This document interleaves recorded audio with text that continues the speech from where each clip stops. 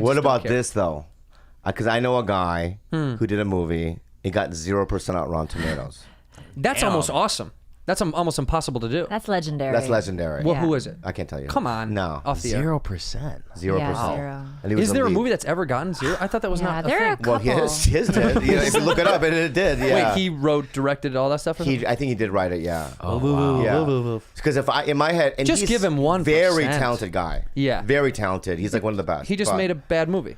I understand that, but I think that was his first real lead in a real studio thing. Oh, it was like, oh my God. Yeah, and then that happened. They had real people in it, and It affected him a lot, huh? I don't know. It negativity? doesn't seem like it did, but I'm just saying that if it happened to me, That would destroy I would probably you. disappear for a year. Yeah. And just to rework what I'm going to do with my life.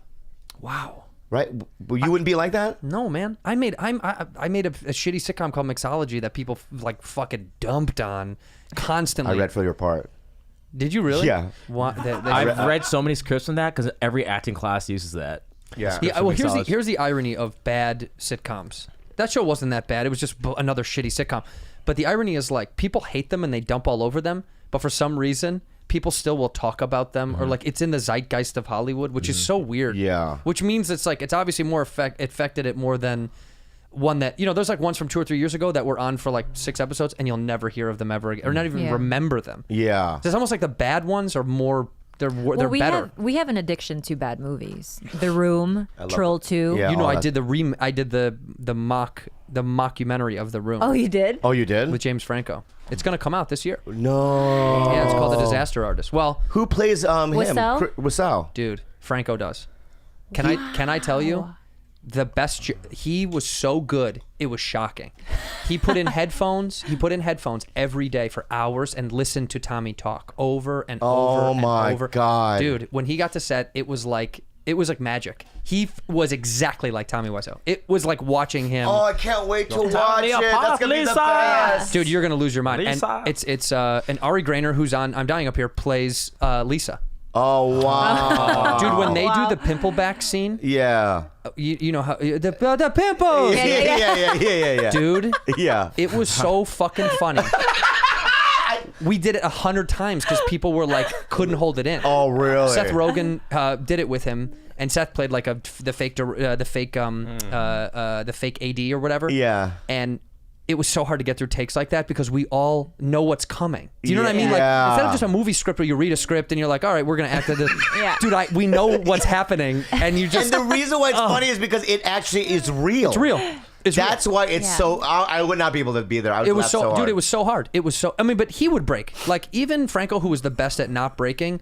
There was a few times when it was like, "There's no way hi doggy would." There was no way. There's no way you don't break. Like it's impossible because everyone on set is like wanting to laugh at that. You know what sucks about that though? It's gonna give. I mean, I love that movie. Gonna give him more attention. But it's gonna give Tommy Wiseau a lot of attention. Well, so here's what's a trip. So Tommy came to set. This is my favorite thing. Tommy came to set. He was guaranteed in his contract to do one scene with Franco. That was like the deal. Wow. That was the deal. Wait, that's where he is up here. That he's like, it has to be one-on-one with me and James Franco. oh my god. So of course, you know, Seth and James, like they signed off on it. They're like, fine, we'll give this guy what he wants. Yeah. But you know, of course, in the world of Hollywood, you're like, it doesn't mean we have to fucking leave it in the movie. You know what I mean? Like, yeah. But he was so this is how in his own head he is, and so like beautifully in his own space. At the rap party, he came with like 5 models. Like, dude, I swear to God, he walked downstairs and he's with all these girls. He has glasses on and he's waving. He's waving. God. Like he's blessing us with his presence. And of course, dude, it works. Like it's almost this mind fuck because everyone rushed up to him and it was like, oh my God. People wanted to like take pictures because you're enamored with how insane he is. Yeah. Dude, he was so funny to watch. Delusional, Dude, to work the room is hilarious. I mean, you'd watch him go up to people and like have these terrible conversations, and then he would like leave them like, "You're welcome." Oh my Dude, it was God. amazing. But the movie will come out. I think they just premiered it at. No, I know they did it at South by, and the reception was amazing. Franco, I think, did so much work into it, and he cared a lot about it. That's He fucking cared amazing. so much about it because he was in love with the room like so deeply that he wanted to do it justice. So he shot scene by scene, like parallel scene by scene. Yeah. Wow. And then the rest of it is us filling in the background world. Yeah. So of course I play Well, you guys know the story well enough. I'm not giving anything away, but I play the idiot that gets his dick sucked. Oh, you do? Oh, I hate that guy.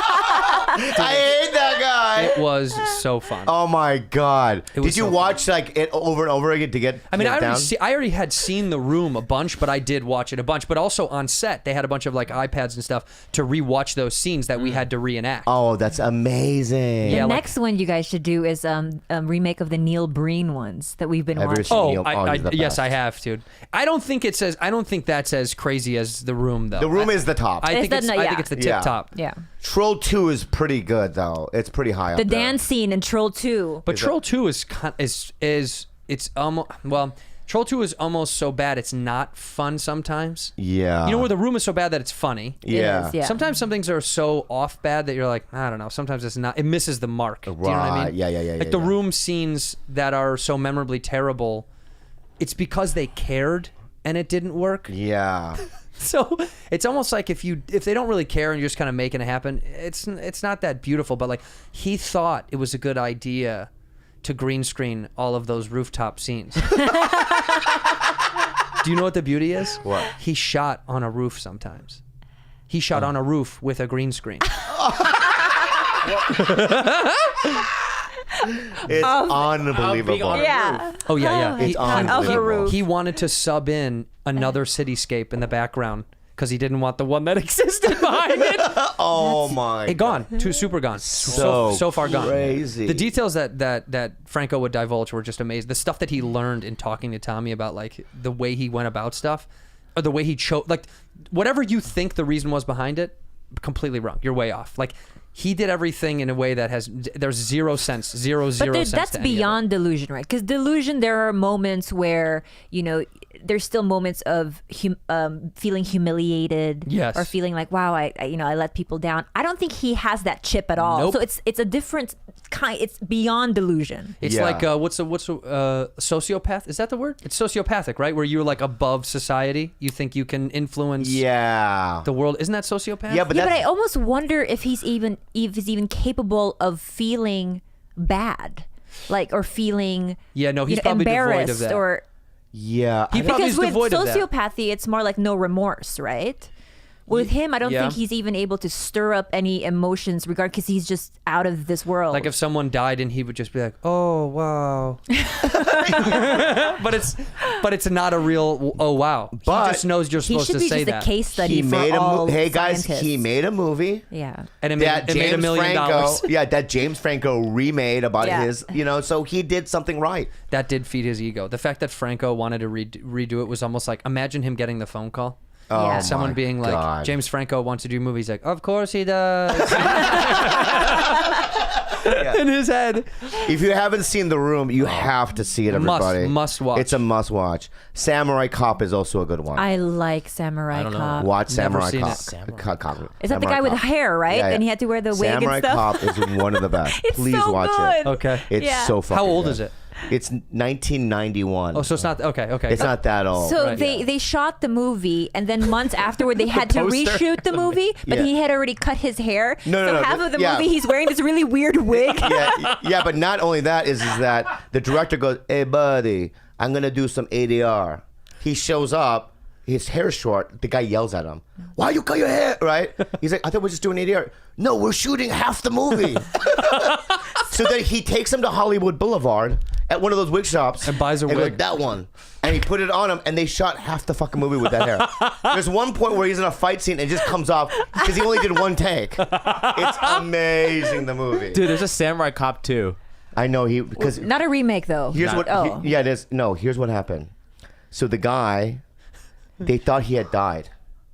The main actor. Yes, because there was a carpenter on the set with the same exact name, and he had died. Wait, right? What? Yeah. I swear to God. What's So, the guy's name? Do you remember? Mark. What's the lead guy? Joe Marshall? No. Or Matthew Corredes? Yeah, that's him. Matthew Corredes, right? Corredes, People yeah. thought he had died, and so when this became a cult sensation, people were like, they were in production to make Samurai Cop 2. because they thought he had died. Cannot believe Now, that. meanwhile, he had changed his name and he lived in Colorado. What? Wait, Change his name. wait. Was he on the run from something? He was. No, he just decided to He just leave wanted- LA. Okay, quit Because acting. he was Sylvester Stallone's bodyguard.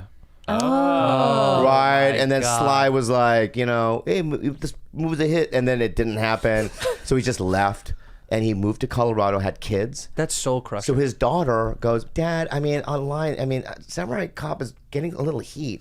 He's like, I don't give, I don't. And they give a all fuck. think you're dead, is what she And they told think him. you're dead, and it took him 2 years. And one day he just grabbed the camera and goes, all right, hey, I'm Mark, I didn't die, so that's that. Right, and then he sent it to his daughter. His daughter posted it. And then it became this revival. It went viral, right? It went Yeah. viral, Yeah. and then all of a sudden, he's the lead in Samurai Cop 2. When does this come out? It When already does that- came out. I It came think. out. Yeah, but 2015. It here's the just came thing. out. Here's the thing with those kind of movies. You can't duplicate You it. can't. Yeah. No. See, like, and just the same thing. Like, what Franco does is it's like it's a tip of the hat to the it's like paying Yeah, homage to yeah. to Tommy is really what it is. Yeah. He just wanted to show what that world probably was like behind the scenes. Yeah. And when you hear the interviews are hilarious. Like a bunch of the scenes I shoot with Nathan from oh my God, what's wrong with me?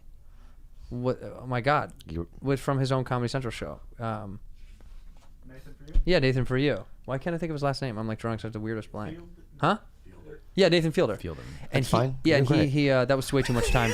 That was way too much time. That's it, guys. That's it for the pub. Burn that bridge with that guy, but he hates you now forever. But it's fine. He doesn't have he doesn't have podcasts. Yeah. But we would just sit there and try to think of how to react because he would do a ton of improv. Yeah. And Franco was really good at that. Why don't he would come out, we'd be smoking a cigarette on the curb, Yeah. and Nathan would be like, I don't really know what he wants us to do. He keeps saying like more emotion, but I don't know. And he would come out and he'd go, you guys done with Buddy Fuck Around Fest? Do they tape all that? They taped all of it, all of it. All right, so they show the stuff behind the scenes. That's what it really is. It's the making. Something The amazing. making That of- you can do. Yes, that's what it is. gonna work. So the scene by scene stuff that he duplicated. Yeah. There's only so many of them, right? Sure. Yeah, but the majority of the thing is like what this world was behind it, and they show how many people got fired, how many people quit. Dude, over the course of this film, it was something insane. Like 30 crew members quit because they were like, he doesn't even pay, and I can't do this anymore.